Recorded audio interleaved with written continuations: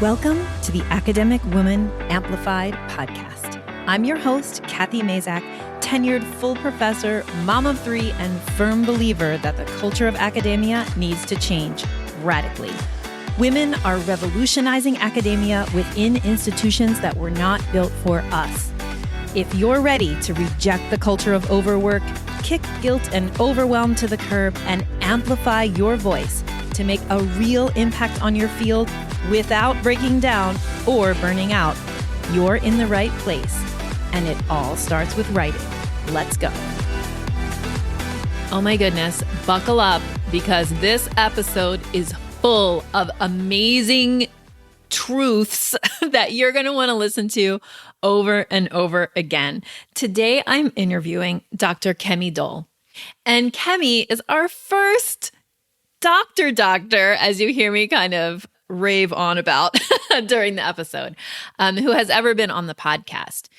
Kemi is a gynecological oncologist and a health services researcher. So if you're listening and you're in academic medicine, you're going to love this interview, but you're all going to love this interview because we go through Kemi's path to where she is now. But the best part to me is where we really dig in to mentoring in academia and how the mentoring model is paternalistic, and that perhaps a coaching model would be a better fit for a remaking of academia. So you're going to love this episode. I can't wait for you to hear my interview with Kemi Doll. I'm so excited to have you on the podcast. Will you please give us a little introduction, give us your name, your field of study, and what you do now?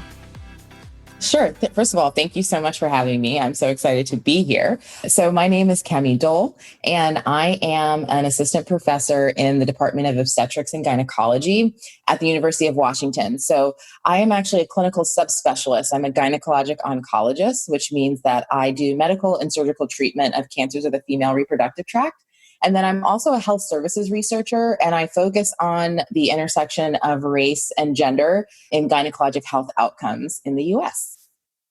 Wow. I have to say that you are the first, we interview a lot of doctors, but you're the first doctor on the podcast. So welcome. My goodness. It's so Thank amazing. You. So I wanted the doctor with the extra emphasis. I think we should all be proud of the doctor title. Absolutely. I have to say, yeah. Listen, it is not reserved for physicians at all. Many people deserve doctor. Yes. But also I feel like, wow, you can do surgery? That to me, I was like, whoa. But yes, great. Okay. So we're going to dig in a little bit to your kind of path through academia, because I think it's really important for listeners of the podcast to hear how people, a lot of times we see these snapshots of somebody who we label as successful or whatever. And it's good to see what was that trajectory kind of leading up to where you are now. So tell us a little bit about what did you study as an undergrad? Oh my gosh. Yes. So I was a biomedical engineering major as an undergrad. And that was, I don't know what was I doing? So basically what happened was I wanted to be pre-med. I was kind of one of those little kids. I want to be a doctor, so that was the case. But I really did not want to major in a single science discipline. I didn't think it would be interesting. I wanted more variety. So I majored in biomedical engineering, and I definitely got the variety. And it was also incredibly difficult. It was such a rigorous, rigorous education program. I mean, I'm grateful for it, but I did not have fun in college. In college, I worked in the math and engineering and in the engineering library, so I could study while I did my work study. Right? So I could literally do, because nobody comes to the engineering library. The only people who come to the engineering library are people who come to study. So I was like, this is the perfect job for me. And it was just hard. It was hard the whole time. It was just hard. And so I did that. I liked engineering, but then had just almost recommitted to medicine. I was like, okay, but I really do want to do medicine. And so when I got to med school, it was so much easier. hilarious. Like med school was my college because I had so much more fun. I went out, I partied, like I had a great time. Med school was a blast because I was like, this is so much easier than what I just went through. And, I had a rough, I had some academic difficulty in college too, just because of the, how rigorous it was. And also, I had gone to public schools and I also had family stuff going on. So I had to kind of pull myself up from a really bad semester and all of that. So I don't know, college, that's what I did in undergrad. I have to say it was not a time that I think of fondly, that I remember fondly. It's so funny to hear, to hear somebody say, it would have just been easier if I had majored in biology, or would have just been easier if I had just been pre-med, whereas. Yeah, what was I thinking? Yeah. Hilarious. So also though, so you said that you dreamed of being a doctor, or that was kind of your goal. Is this you always knew that was going to happen for you? Or what was your, why did you choose biomedical engineering instead of pre-med? Well, in my school, you did have to have pre-med couldn't be your major. So I was pre-med and then that was my major. Right. Part of it was I just didn't know any better. I didn't know that I could major in English and go to med school and be pre-med, right? I didn't really understand that there was all these alternative pathways. So I just put my head down and quote unquote follow the rules, right? I just put my head down and was oh, I have to do some sciencey thing. This is an interesting sciencey thing. And that's how I made that decision, because I knew I did want to get to med school. Now, yes, to your question, did I always know I wanted to go to med school? Yes, as a kid, that was my goal. But because I basically failed out of college, I did not my school was you did not pass enough classes to continue. I had to, they called it academic withdrawal, which is a really sweet way to say that you are kicked out. I mean, they took away my student ID. I could not, it was not like probation. It was you're gone and you can reapply. Wow. So from that experience, it's yes, I wanted to be a doctor, but that was the first time where I was this might not happen for me.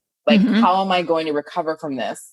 If you look at the websites of the med schools and their test scores and their GPAs, how do you recover from a semester with a GPA of basically 0.0? Right. Yeah. You know what that does to your average? Yeah. The average doesn't work any out. Number divided by 0, that's not good, girl. You can't just you know how difficult that is. So what I decided was, I remember just saying you know what? I don't know if it's going to happen, but I'm going to do everything literally in my power to see if I can make it, just to see if I can do it. It's almost I don't know anything else to do, but to try as hard as I can to get myself out of this.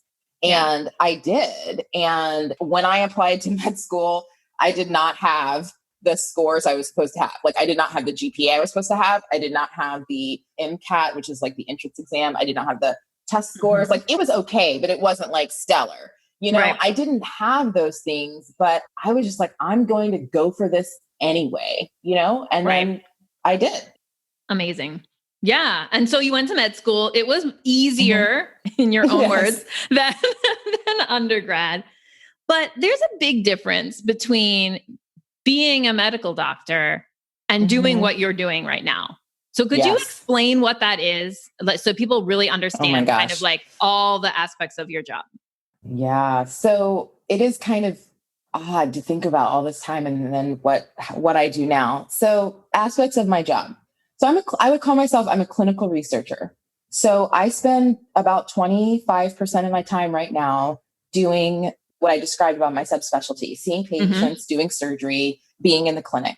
And then I'm also a health services researcher, which means that I'm really interested in the delivery of care and how that works.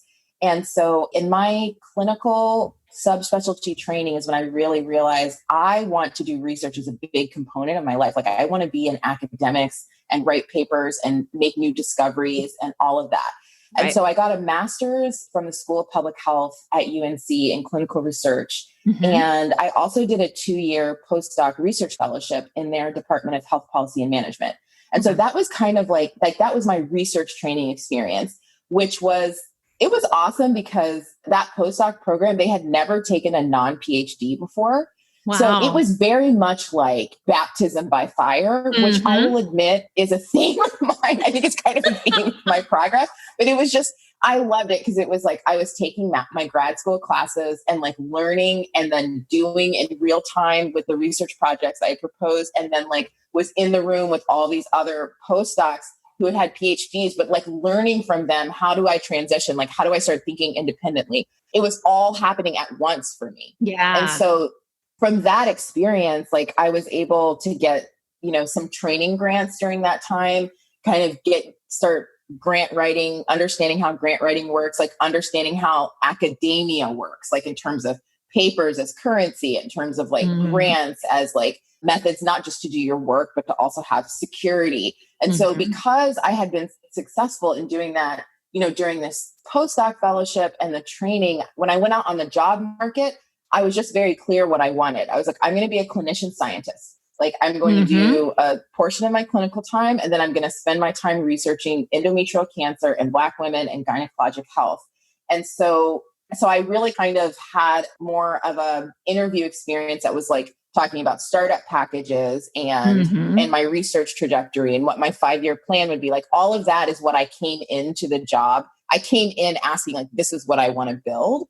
And so with my time, I do clinical work and then I write grants, I write papers, my research areas and like community engagement around endometrial cancer. I also do kind of quote unquote big data. So like population level analyses of endometrial cancer, as well as surgical care, especially hysterectomy in the Deep South. And what I love about my academic area of racial disparities and racial inequities and kind of racism and gender and gynecology is that I'm always uncovering new methods to get at the answers. And like, I love that. So like, I'm like unified by the theme.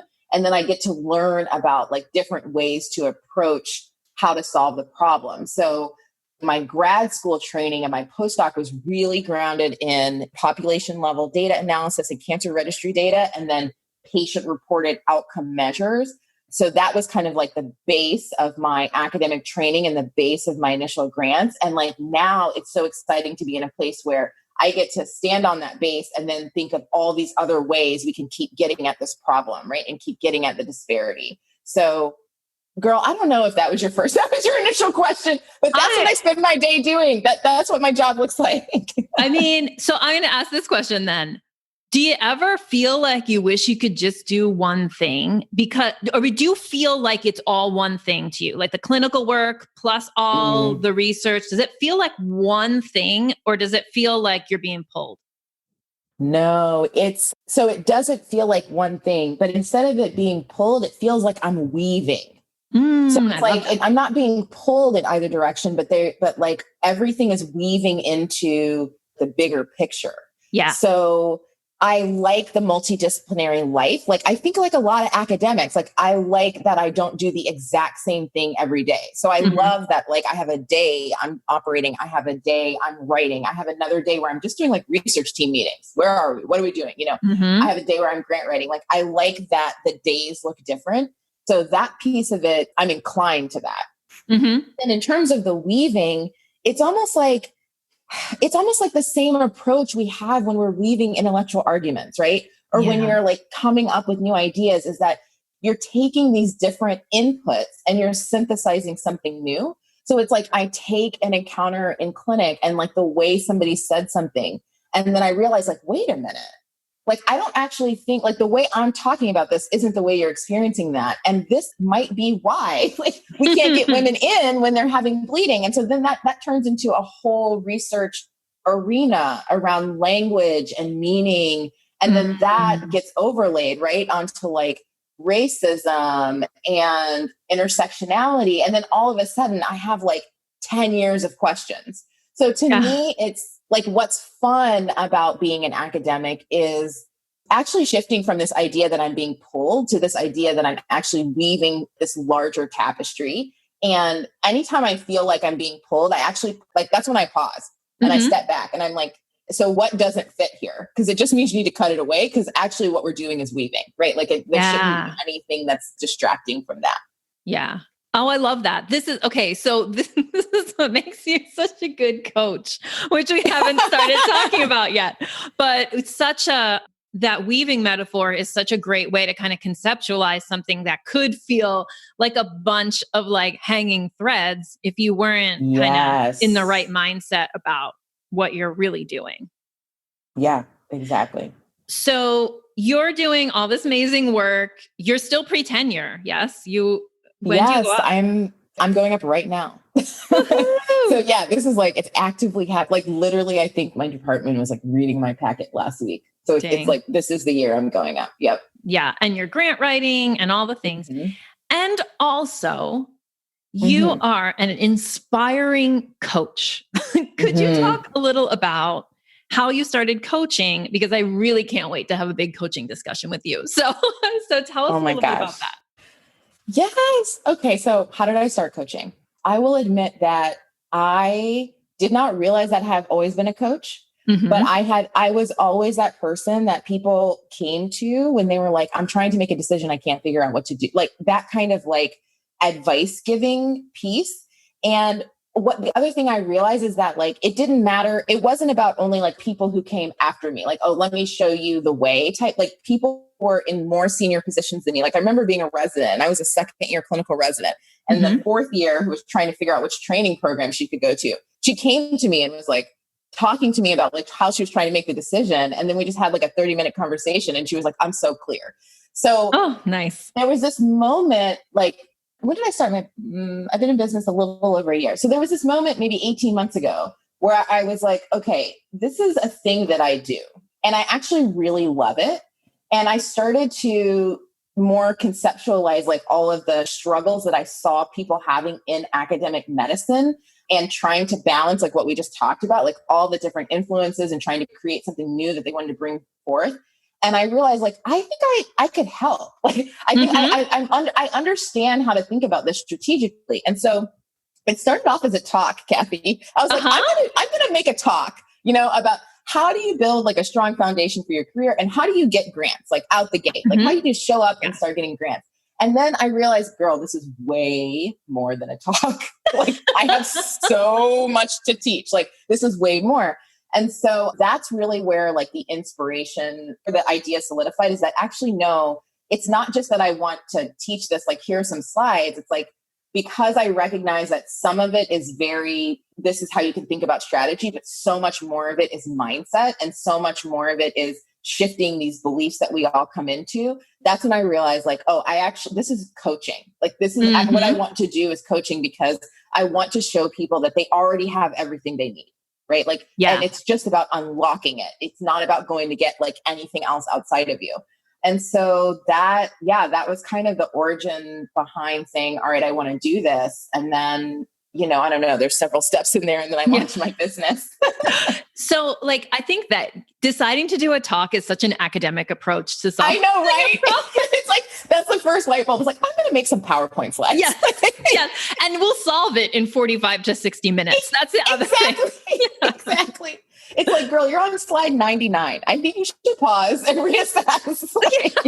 Yes, absolutely. But I do think too, like, the reason that you and I have had so many conversations about coaching is that I think it is like a relatively new thing inside of academia. And the old thing is go to a one-off presentation or go to a one-off workshop. And there's no continuity. A lot of times you would go to a workshop like at your professional conference and you would go, and it would be great, a great 60 minutes or 90 minutes. And then you go home and everything just kind of goes back to normal. So let's talk a little bit about, and we can talk more about like what kind of coaching you do and for whom. But I would love to just kind of start with a question for those people listening about they're thinking, what is coaching?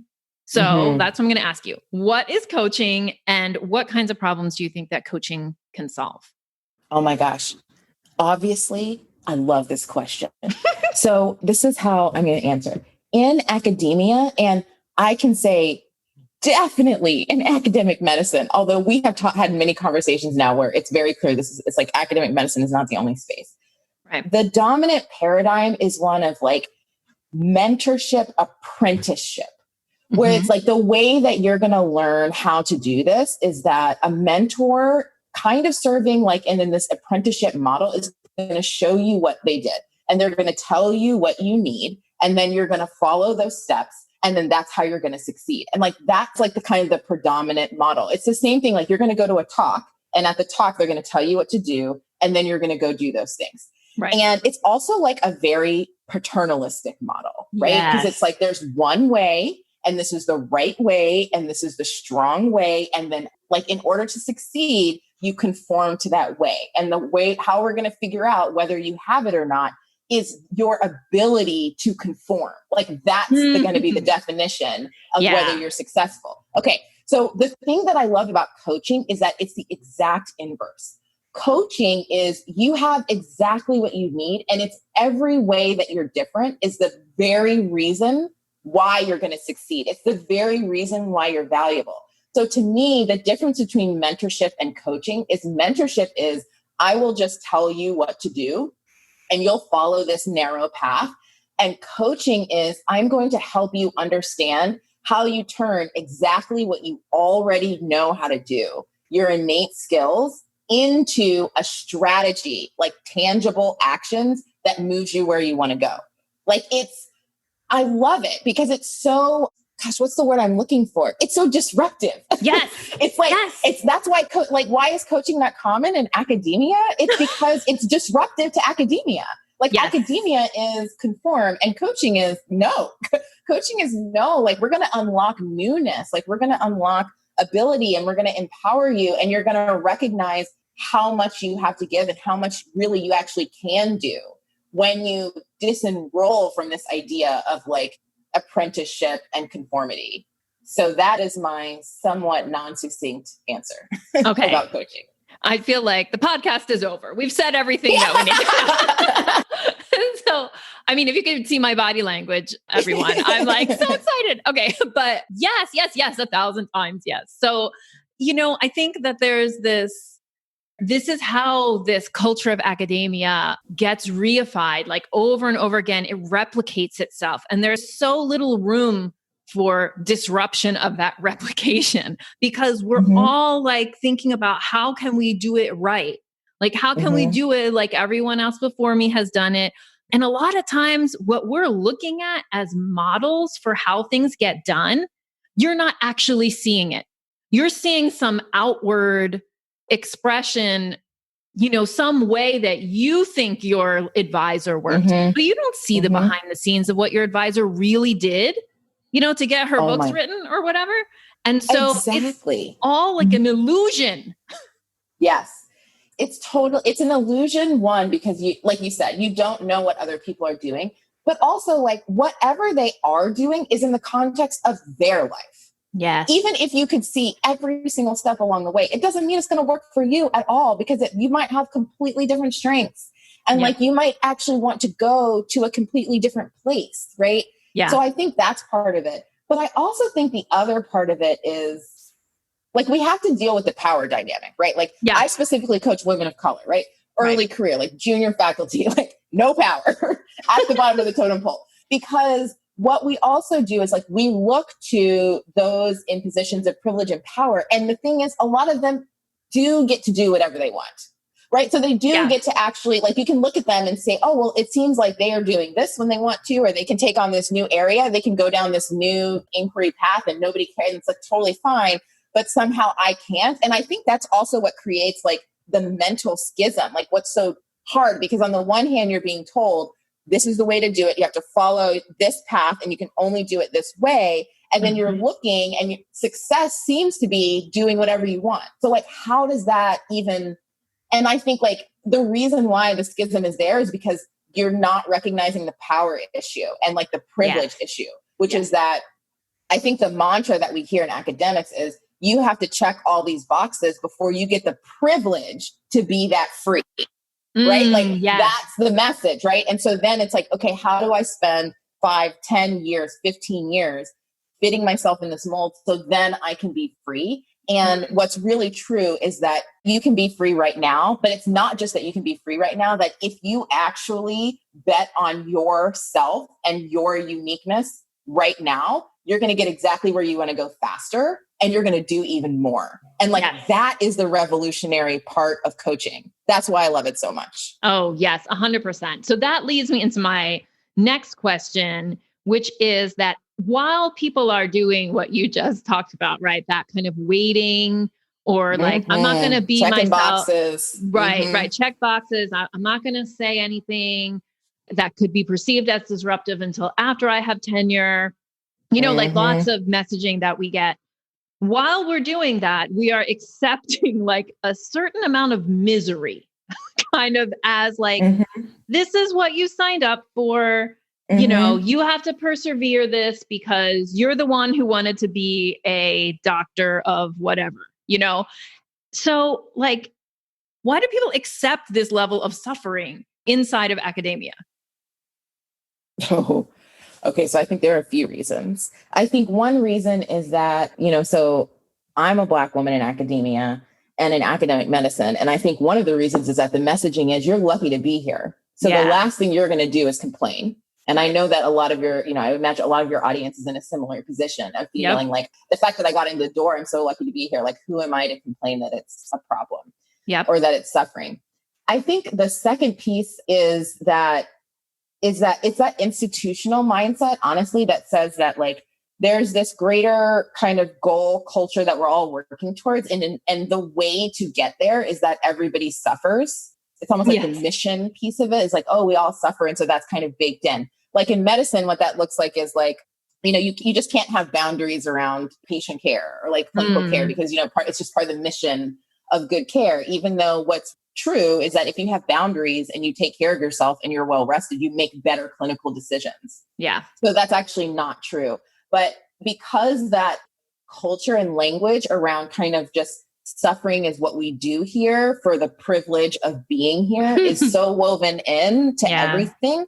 Like, I think often we just don't question it because it is the culture. So I don't know if you felt this way, Kathy, but like in my world, people, they're applying for the NIH grants a lot, right? They're applying for K awards, which are career development awards, or they're applying for R awards, which are bigger awards.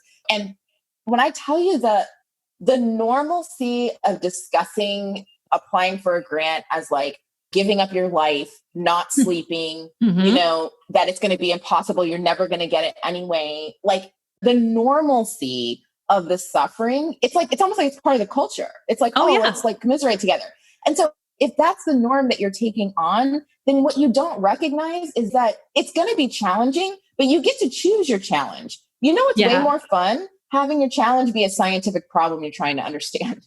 It's so much more fun having the challenge be like the weaving, having the challenge be like, okay, how am I going to analyze this data? Like, let me think about like, how am I going to get information on gender identity, out of these records when we don't ask these questions? Like, that is the challenge. But instead, the academic culture has instead told you that the challenge is, that you just work nights and weekends and you just don't see your family and you just like hate your life. And like occasionally you'll get a presentation or you'll get a publication people care about. And like, that's supposed to make up for everything. Yes. It's the glorification of suffering. Yes. Thank you. See, you should have just said, thank you, Kathy. Yes, exactly. It's like, it's like we've glorified it to the point where now you're supposed to participate in it.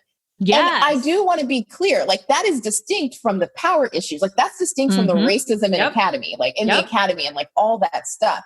And I think that's actually a separate issue. And honestly, like for my clients and my journey, that was one thing I had to untangle. And then I help my clients untangle, which is like, we got to untangle the part that is, this is the patriarchy, this is racism, this is institutional racism from this is glorified suffering in the academic mission. Because we have to deal with the former, but we do not have to deal with the latter. Yes. And I think that that's a place that's why I like hanging out with you and our other academic coaching friends, because I feel like that's a place that sometimes like the coaching as an industry. So some people who are listening might feel like, I don't really know what coaching is, but I've heard about life coaches. And, there's kind of like a certain, especially among academics, there may be kind of like a little bit of stigma around that. Yeah. And I think part of it is because some life coaches, not everyone, but some very prominent ones have recently, basically not made that distinction, right? They don't make the distinction. Exactly. I've just put a lot of people into one bucket, but I'll just say that some life coaches of prominence will not make that distinction between like racist, institutionalized racism, patriarchy, ableism, and all of that we are for real problems that we deal with every day and problems that we create for ourselves. Like we are not creating racism, some people are, girl. But yes, exactly. Some people are, I'm not, but yes, some people are, exactly. So the point of me saying that was like, I really appreciate how you kind of make that distinction, because I think that if some academics may look at coaching skeptically because they're not used to coaches making that distinction, or they may see life coaches out there kind of saying that you can think your way or believe your way out of all your problems. Yeah. And that, people do actually have problems. Like they're not, Yeah. So I agree with that. So I would say in my world and it's kind of academic medicine and public health. So like I'd say that, because I do have PhD clients they're very health focused, I would say in our world, I haven't heard as much of the kind of like skepticism around life coaching, more of just like coaching. What, what is it? Isn't academic medicine, public health, isn't the institution supposed to do all of this for me? Like with my mentor team and with the path, right? So especially for clinicians, like we have been on the most rigid path you can, like when I tell you, it's like your entire life is scheduled for you and all of your milestones are like very clear. Like we have been taking exams and taking board exams and whatever for like 15 years, right?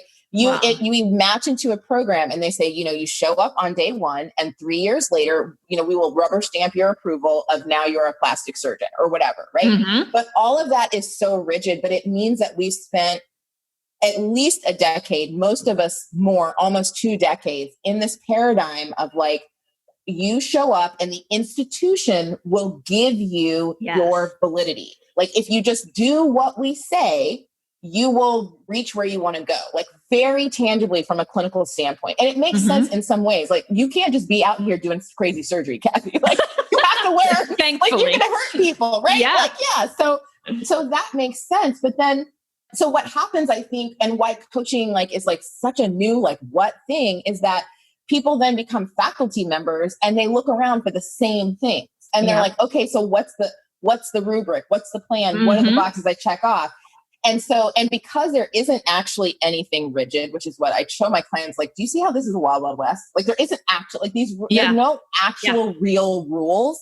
But because of that, when the rules are nebulous, you can always be wrong. It's so easy to not think that you are doing the right thing. And then that even more makes you look to everybody else. And that even more, it outsizes the influence of what you think other people are doing, because we're grasping desperately to figure out what these rules are that we're supposed to follow.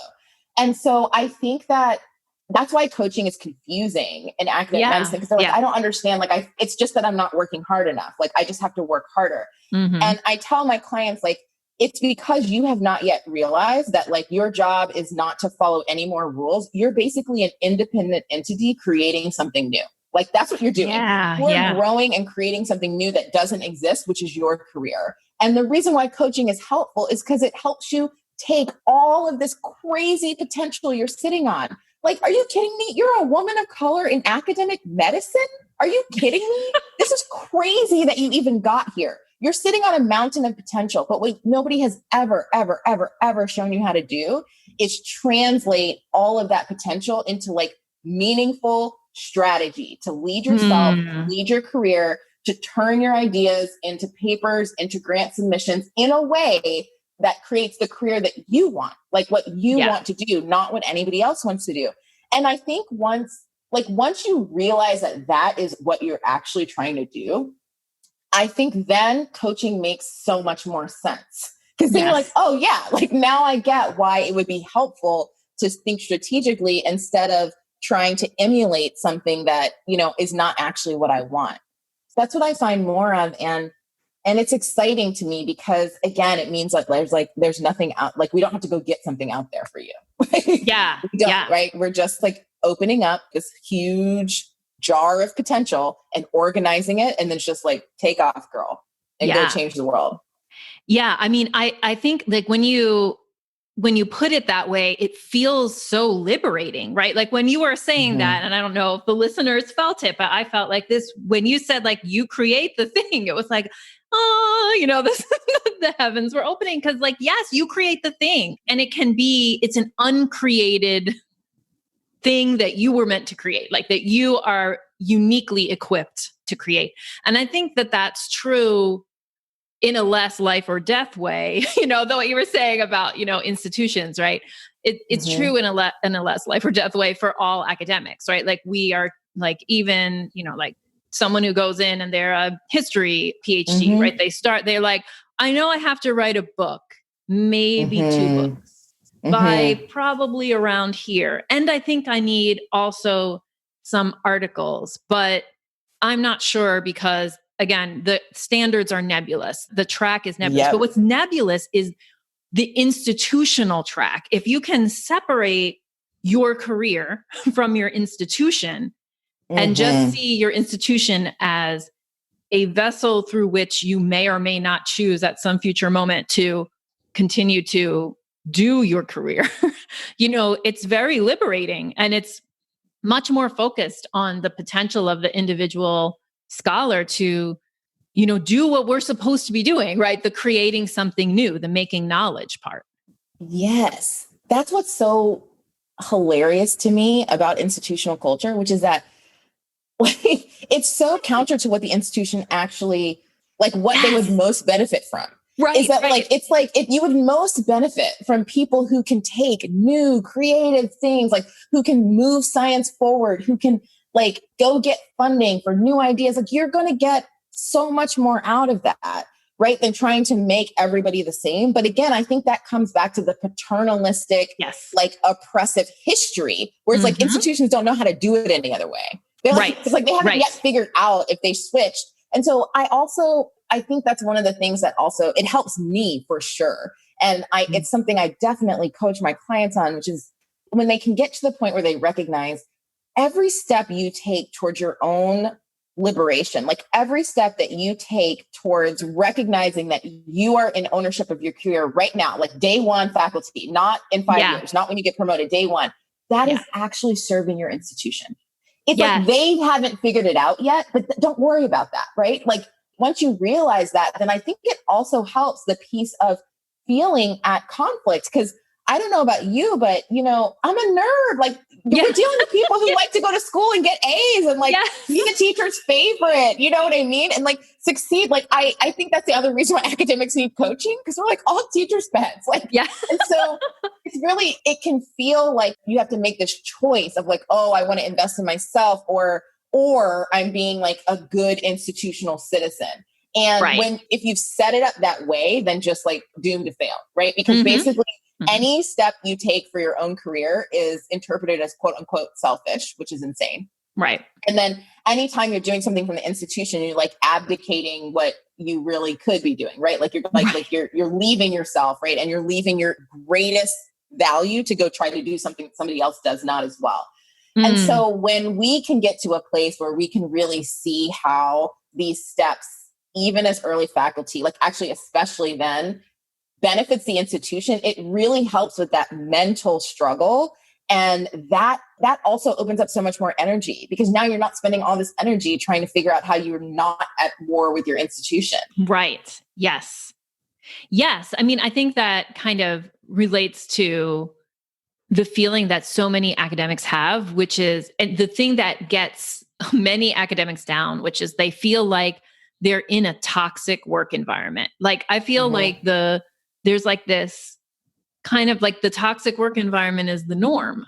And we're all just kind of like accepting of the toxic work, you know, and I think a lot of people like really don't feel supported by their institutions, and we can get mired in that because we think it's us. We think we just haven't figured out the secret rules, or we haven't, you know, like whatever, like we're not performing to the institution standard. But if you can always like divorce yourself from that idea that your best interest is to perform in the institution standard, it's actually not. Your best interest is to do you as you can be.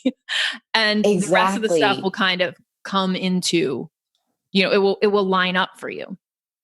Exactly. And so, yes, absolutely.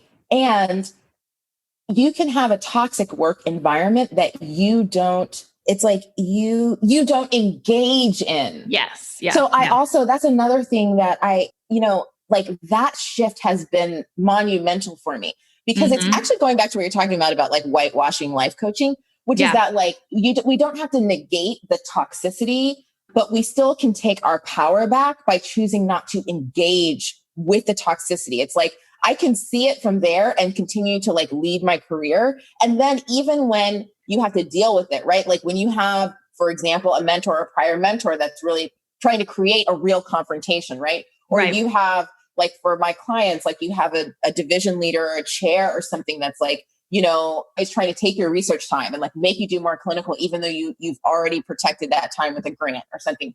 When those things happen, you're just coming at it from such a more empowered place when you have not like just let all your energy go into engaging in the toxicity all the time, if that makes sense. So it's like, you don't have to negate that it exists, but you create a much stronger foundation for yourself to deal with and push back when you need to, and then disengage when you don't.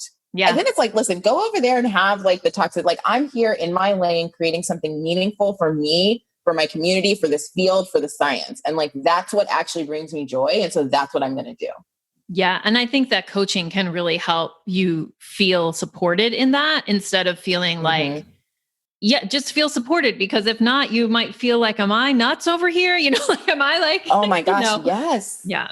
Yeah. I mean, yes, we've also talked about this too, right? Like all the different components, and like, it's why the group format for sure for my program is also so important, because the impact of isolation it's like, we talk about being an only, like, oh, it's lonely. Like, oh, it sucks to be an only. It's not like it's just lonely, Kathy. Like there are real tangible results of being isolated. Like you don't get to talk about your ideas in a critical way so you refine them, because nobody understands what the hell you're talking about, because you're the only one with your perspective.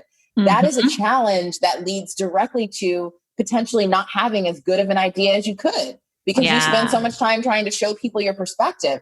It also means that like, it's a lot harder for you to stay the course with what you want to do, because we all want to belong. So like, it's just a lot, like ideas, like opportunities that really aren't aligned. They look so much more appealing because you get to belong, if you go there.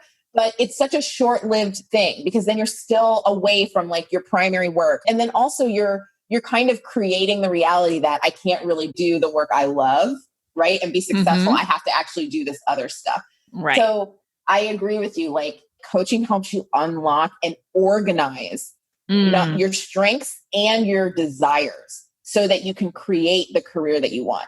And then the community helps to mitigate like the isolation from impacting your actual career trajectory, right? Yes. Because it helps you get out of this place where like you're spending way too much time wondering if you're crazy, instead of recognizing, okay, these are common experiences and now I can move on. I don't have to ruminate on that meeting for a week, right? I can just move on because you see the patterns like among other people. And then the framework matters too, because I think framework, like there's a lot of frameworks in my coaching program, and that goes back to like the nerds, right? Academics want a framework. They love that. They love it. Like, what's the agenda? I need a step 1. I need a step 2, right? And so like, I think it honestly just like really helps that part of us that misses all of those check boxes. It's like, okay, yay, I'm independent, but like, can I have some check boxes, please? Like, can I just, like, I would like a worksheet, like you never see, like that's, if you don't know what like academia does to you, like watch a 38-year-old woman get thrilled about a worksheet. Yes. Yes. So it's like, to me, it's like those 3 components coming together. And then it's like, that's what gives you the fuel to really be able to thrive, like not just be quote unquote successful, but like create the career you want and then thrive, which helps all of us, because, like these ideas, like this science, like it's all about helping humanity in some way, shape or form. Yeah. Yeah. Amazing. So I am just so thankful that we got to have this talk today. And I want you to be able to tell the listeners who are in academic medicine, who you might be able to serve with your coaching, I want them to know how they can find you, what kind of programs you have, whatever you think, whatever you want to tell them. Oh my gosh. Okay. Yes. So my coaching program is called Get That Grant, and it is a coaching program for early career faculty in academic medicine or public health who identify as women of color. And it is designed to help them do all the things. So kick imposter syndrome to the curb, organize their mindset, understand and really organize their productivity strategies so they can just get their work done during the day, not on nights and weekends, and build a really tangible strategy to be able to get funded doing the work that they love to do. And so that is my coaching program. And you can find more information about it at my website, which is Kemi Doll, KemiDoll, which is my real name. It's not a cute like moniker. That's my name. KemiDoll.com/grant. I'm also on all the socials, full government name, Kemi Doll on Twitter, Instagram, and Facebook. So you can come check me out there. Awesome. And we'll link everything up in the show notes. Kemi, awesome. The world is a better place because you are in it. We are so grateful to have you doing your thing and helping the people and all of it. So I'm just so appreciative that we got to talk today. Oh my gosh, Kathy, thank you so much for having me. I feel the same about your work. I'm super, super excited to be on the podcast because I love this podcast, as you know. Yay! And yeah, it's been great. So thank you so much. Thank you. Thank you so much for spending your valuable time loving on yourself and your writing by listening to this episode.